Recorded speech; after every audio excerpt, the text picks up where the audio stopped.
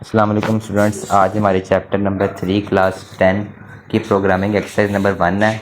इसके अंदर उसने क्या राइट है, program that takes two integers as input and tell whether first one is a factor of the second one. और बताना है कि जो पहला इंटीजर है वो दूसरे का, मतलब एक नंबर जो है वो दूसरे का फैक्टर है कि नहीं।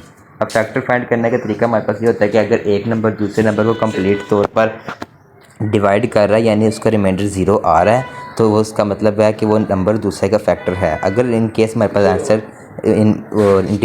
इंटीजर का जो हमारे पास रिमाइंडर वो ज़ीरो नहीं आता तो मतलब कि हमारे पास वो उसका फैक्टर नहीं है।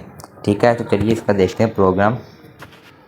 इसका प्रोग्राम कुछ इस तरह से होगा कि hashtag include studio dot H और इंट मेन, ये तो हमारे पास कंपलसरी पार्ट होते हैं। उसके बाद हम लोगों ने दो इंटीजर टाइप के वेरिएबल डिक्लेयर करने। उसके बाद दोनों को हम लोगों ने इनपुट लेना है, print F enter first integer, और इसके अंदर पहले इंटीजर की वैल्यू आ जाएगी जो कि है ए, और print F enter second integer, इसके अंदर दूसरे इंटीजर की वैल्यू आ जाएगी %b। अब हम लोगों ने कंडीशन लगाई है if a%b is equal to zero. अब यहाँ पर परसेंट का मतलब परसेंटेज फाइंड करना नहीं है, परसेंट हमारे पास होता है रिमाइंडर थ्योरम।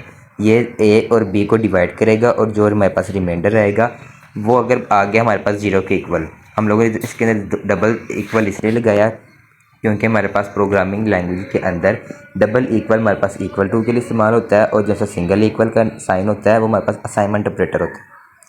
तो अगर तो ये a%b करें हमारे पास रिमाइंडर ज़ीरो आता है तो हमारे पास प्रिंट हो जाएगा %d is factor of %d जो कि हमारे पास b a है। और अगर हमारे पास प्रिंट a%b ज़ीरो नहीं आता तो हमारे पास प्रिंट होगा कि %d is not factor of %d और b a की वैल्यू यहाँ पे आ जाएगी। तो चलिए इस प्रोग्राम को रन करके देखते हैं क्या है कि हमारे पास ये प्रोग्राम किस तरह बना है और किस तरह रन करेगा।